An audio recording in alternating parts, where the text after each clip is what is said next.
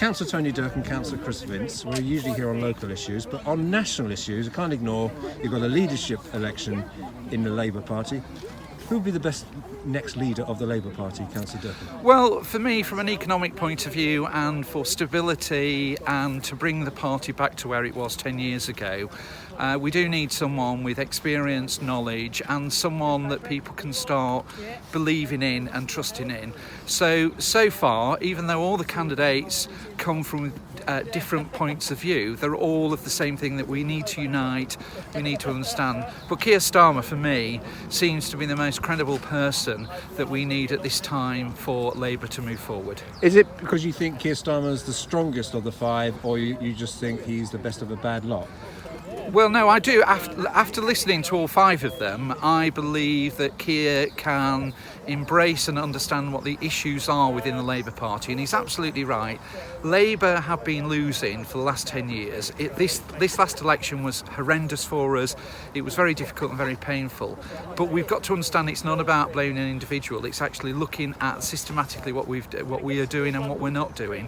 And certainly to get back to the northern towns and cities that I love, as well as with the credibility to the residents of Harlow, I think he has that resilience, he has that understanding, and I think he will make a good party leader. So it's Councillor Chris Vince, do you agree with that? Yeah, I mean, I'm supporting Keir Starmer for leader as well.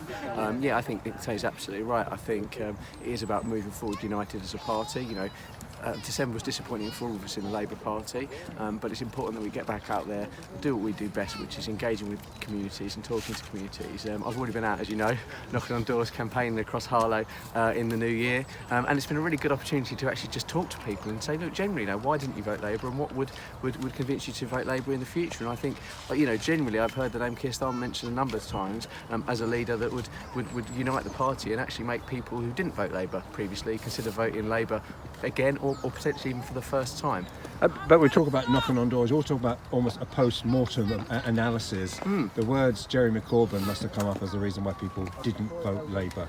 And there were a number of reasons. The leadership came up, of course it did, and I think moving forward, we need to get a leader that everyone is going to get behind. And I think that, as I say, from what I've heard on the doorstep, is Keir Starmer. That's not to say that the other candidates aren't good, which I think they are. Yeah, they are. But I do think that Keir Starmer stands out as somebody who can unite the party. But also, we'll get involved. What you just said, that post-mortem is so important. It's very easy for us as Labour councillors to say why we think we lost the general election. It would be very easy just to blame the leadership or just to blame some of our policies, but it's about listening to what people think, and there's a variety of issues.